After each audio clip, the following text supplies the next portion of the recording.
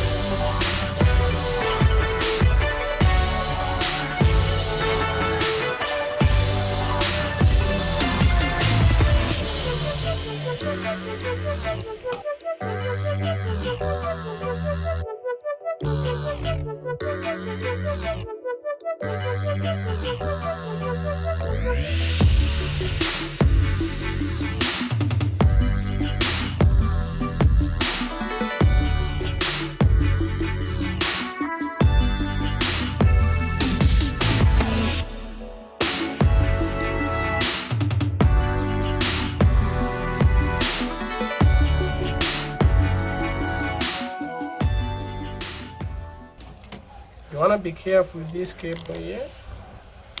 Network cable. So this is the engine for an iPhone 6 Plus that just went off on its own.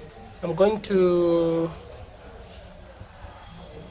replace the U2 IC and see what happens.